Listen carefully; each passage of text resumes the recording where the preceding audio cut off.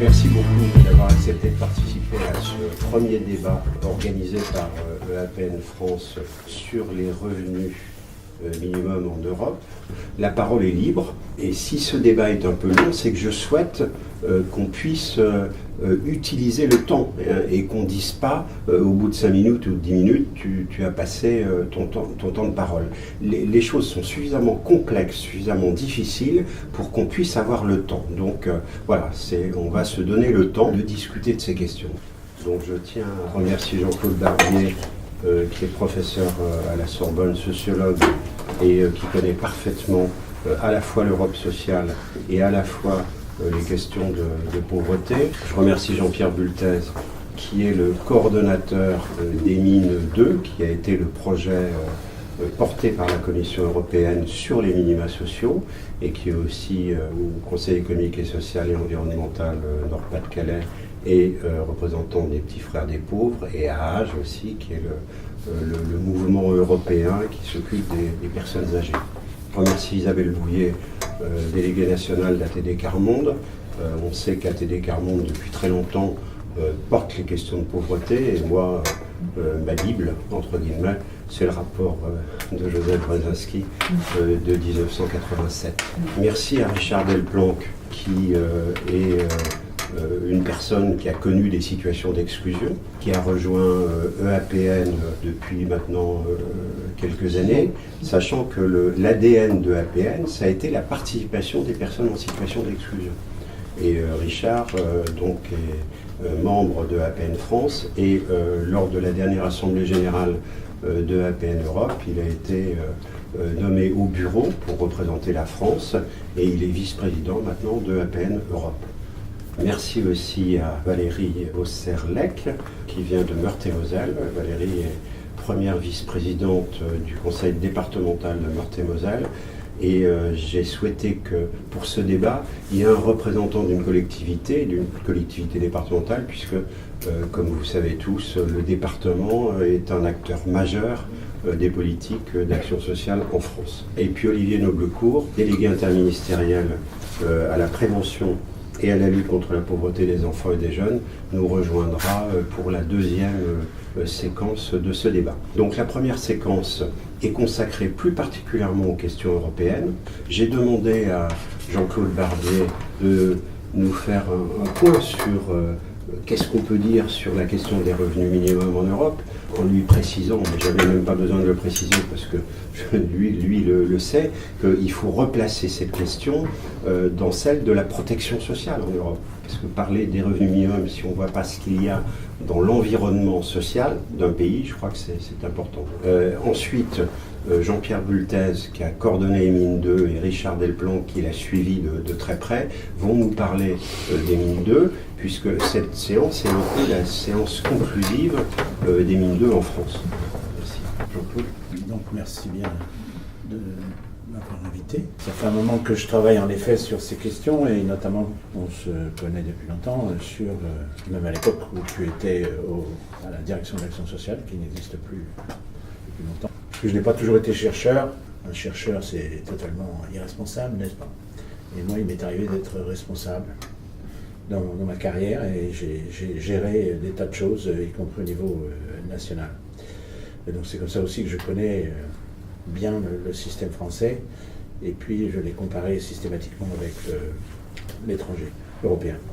La comparaison, ça suppose de sortir de son endroit où on est, où on considère que tout est naturel et universel.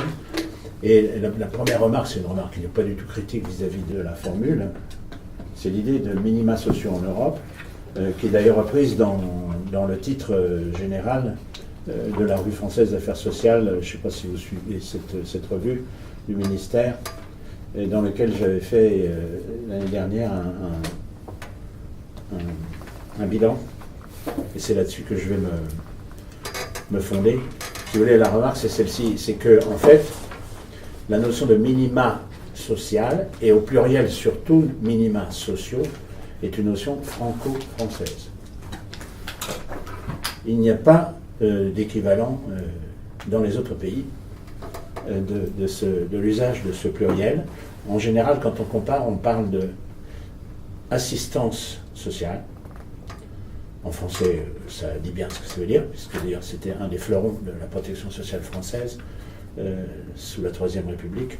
Donc il faut faire attention à ça, en particulier parce que ça pointe tout de suite vers un enjeu qu'on connaît bien, qui est un enjeu actuel. C'est la question dite de la simplification. Je reviendrai sur cette question. Je me suis déjà exprimé dans la presse en particulier sur la question, parce que je suis aussi mobilisé au titre du CNLE, puisque je suis membre du CNLE en tant que personne qualifiée. Donc les formes d'assistance sociale sont très variées selon les pays. En regardant les choses de manière très schématique et très première, on a l'impression que dans la plupart des pays, il y a un minimum, un revenu minimum, on appelle ça safety net dans le jargon britannique, filet de sécurité, comme si c'était vraiment un filet de sécurité, compte tenu de ce que c'est, de fait. Parce que ce n'est pas un filet de sécurité, puisque ça n'apporte pas, à vrai dire, je vais vous dire des chiffres là-dessus, ça n'apporte pas la sécurité.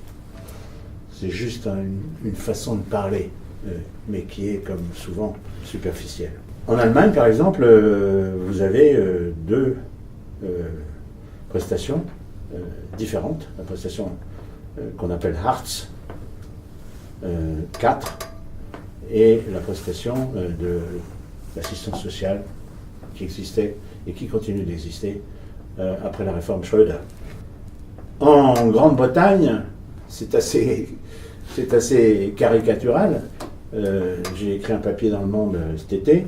Ça s'appelait « Ne nous inspirons pas du modèle anglais ». C'est le journal qui l'a appelé comme ça, mais moi j'avais mis le modèle britannique. Mais il considère que les gens ne font pas de différence entre anglais et britannique. Voilà ce que m'a répondu le journaliste. Bon. Britannique, ça veut dire quand même l'Angleterre, plus les autres, l'Écosse, etc. en particulier, qui a quand même une particularité aussi. Bon, bref. En théorie, c'est le pays le plus, n'est-ce pas,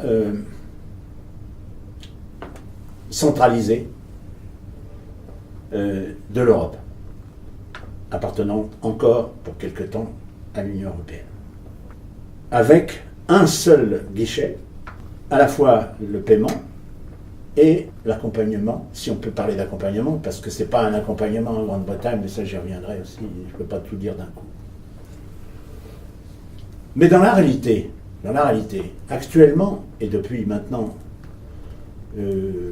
8 ans, il y a une réforme en cours.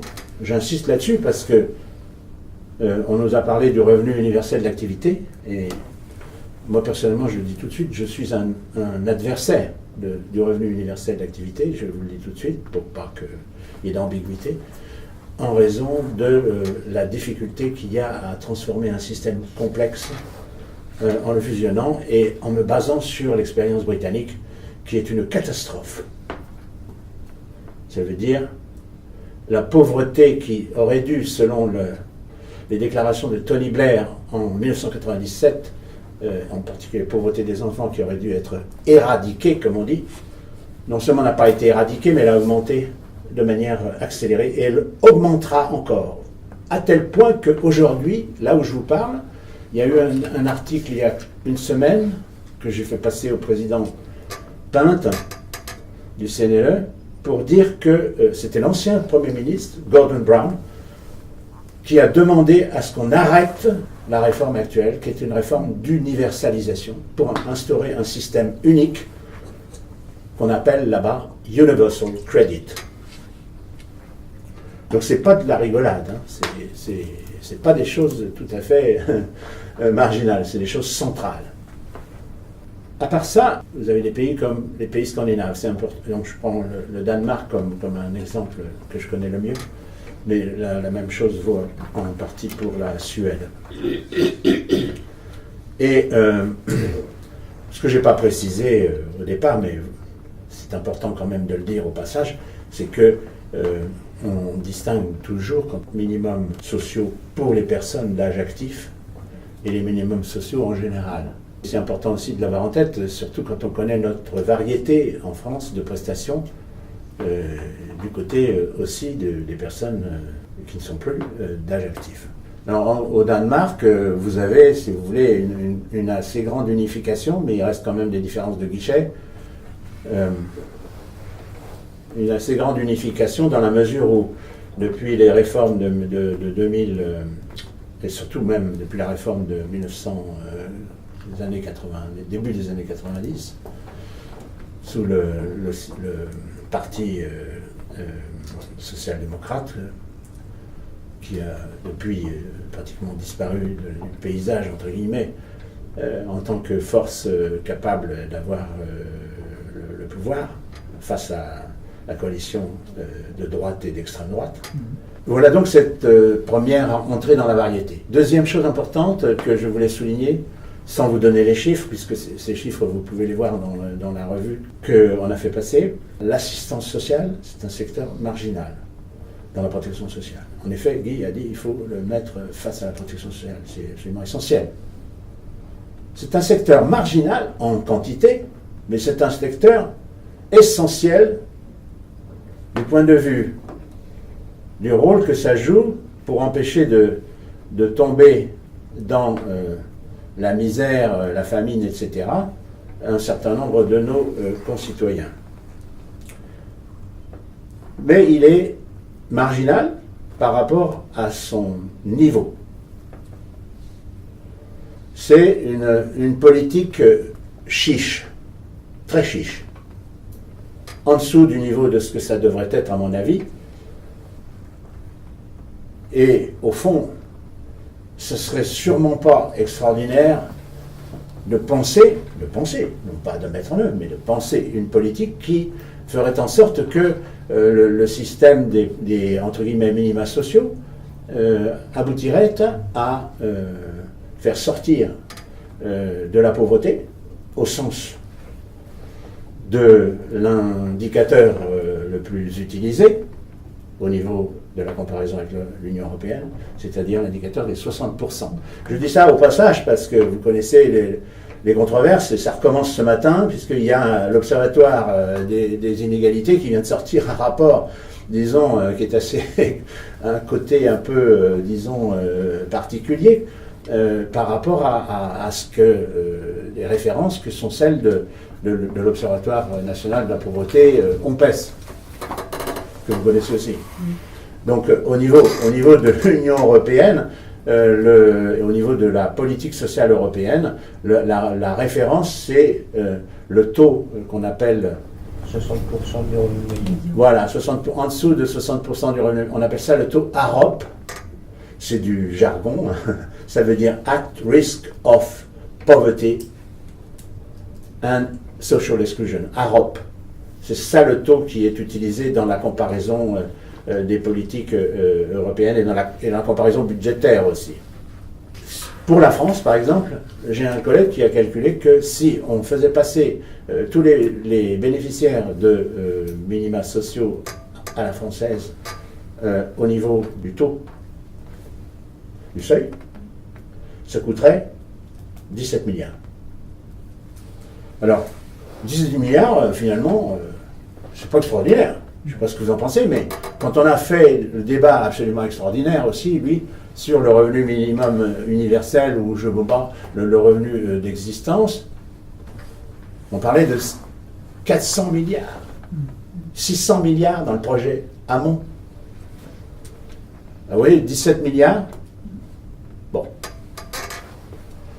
ça n'est pas extraordinaire.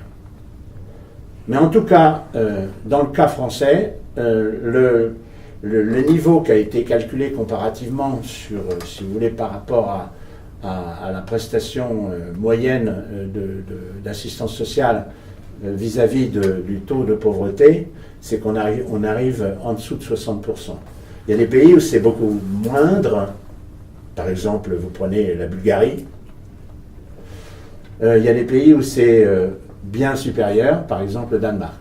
Le Danemark, on est autour de plus de 80%. Donc c'est aussi possible.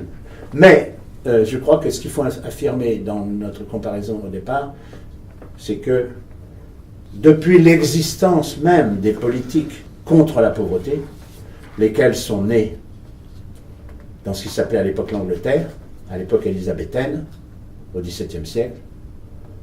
Ça s'est appelé les Poor Laws. Depuis cette époque-là, aucun gouvernement n'a jamais fixé comme objectif de vaincre la pauvreté. C'est toujours fixé un objectif limité, c'est-à-dire de faire en sorte d'amoindrir la pauvreté.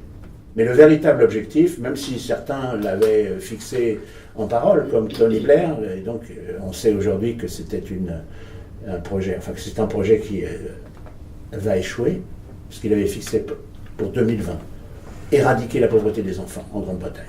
C'est un projet dont on sait désormais que c'est un échec. Mais à part la pauvreté des enfants, il y en a aussi qui ont toujours tourné autour de cette question, vaincre la pauvreté, etc. Bon, et notamment, c'était un des objectifs du plan Beveridge en 1942, la création de la protection sociale britannique, c'était pour vaincre la pauvreté. Parce que les différents systèmes ne fonctionnent pas tous pareillement vis-à-vis de la question de la pauvreté. Un régime comme le régime britannique, tout est centré autour de la question de la pauvreté. À part, bien sûr, qui est très important, le National Health Service, c'est-à-dire le système d'assurance maladie, gratuit. Alors que les pays comme l'Allemagne, les pays scandinaves, la France, l'Italie, ne sont pas du tout organisés, centrés autour. Alors, leur système de protection sociale n'est pas du tout centré autour de la question de la pauvreté. Donc c'est pour ça que c'est marginal. Si vous regardez les chiffres qui sont dans cette revue, vous verrez que c'est en dessous de 1% du PIB. Donc vous pensez tout de suite, retraite plus santé égale quelque chose comme 20, 24, bon. Donc vous voyez le rapport. Alors vous avez donc une politique marginale, une politique qui coûte relativement peu d'argent, et une politique qui n'a jamais eu pour but d'éradiquer la pauvreté. Mais de s'en accommoder, entre guillemets, en tout cas pour les dirigeants. Alors après, il faut dire une chose qui est très importante. À part le Danemark, vous avez vu que je vous ai mis le Danemark en exergue, c'est normal. Parce que le Danemark, c'est quand même relativement remarquable. Et à part les immigrés, je vous lance aussi ce petit accroche, si ça vous intéresse de m'interroger sur les réfugiés et les immigrés au Danemark, j'ai de quoi vous raconter des choses qui ne sont pas très très reluisantes. Je vous dis aussi que nulle part, même au Danemark, le ratio entre le salaire minimum et le seuil de pauvreté n'est pleinement assuré. C'est-à-dire que vous avez des tas de salariés et des travailleurs qui sont des personnes qui restent dans la pauvreté. C'est ce qu'on appelle la pauvreté laborieuse ou en anglais, ces fameux working poor. J'ai aussi les chiffres là, je peux vous les montrer.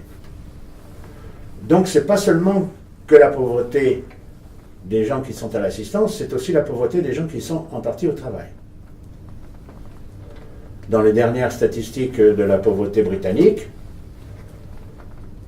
dont j'avais fait mention dans Le Monde, dans mon article, on voyait que plus d'un tiers des enfants pauvres britanniques vivaient dans des ménages qui avaient un bon niveau de travail.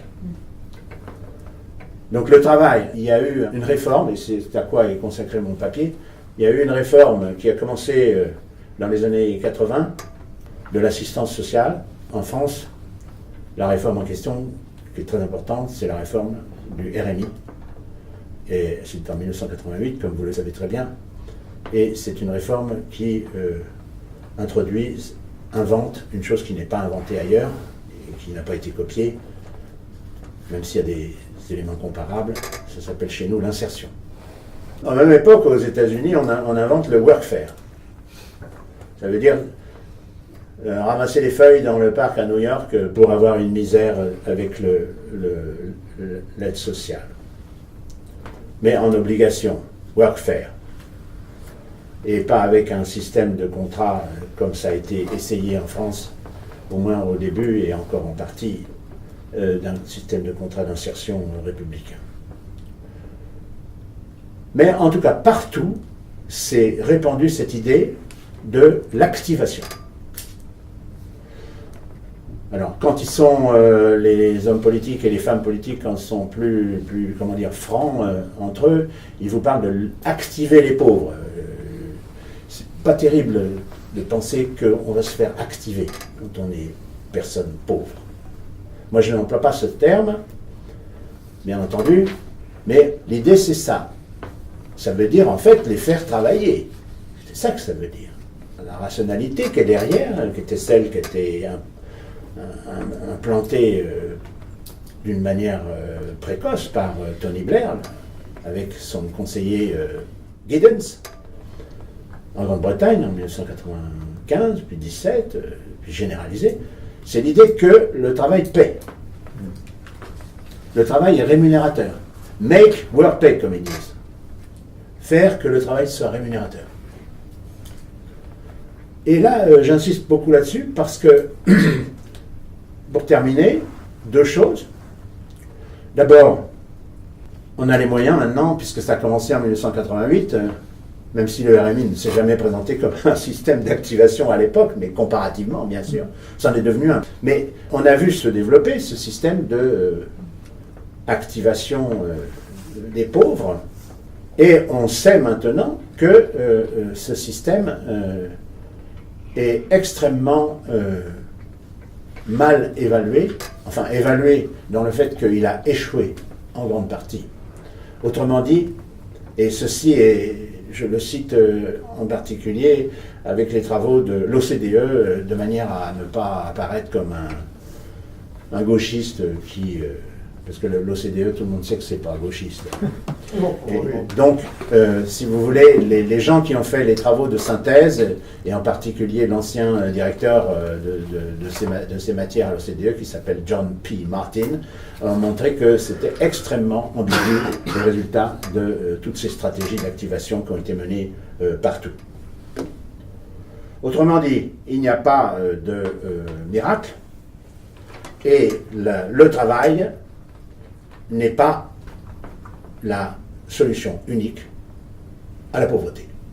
Ça, c'est très important de partir de cette idée dans le cadre de la discussion qu'on a aujourd'hui, parce qu'en fait, elle est sous-jacente en partie, puisqu'il y a des gens, c'est pas forcément le cas des gens de la mission Noble-Cour, parce que moi j'ai discuté avec eux et il y en a beaucoup qui n'ont pas cette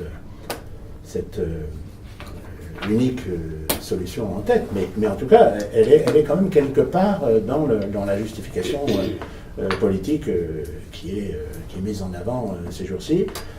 Et ce que disait encore l'OCDE récemment, c'était qu'en fait, il y avait de très importants freins à l'emploi. Donc, le terme de frein à l'emploi est aussi un terme très important.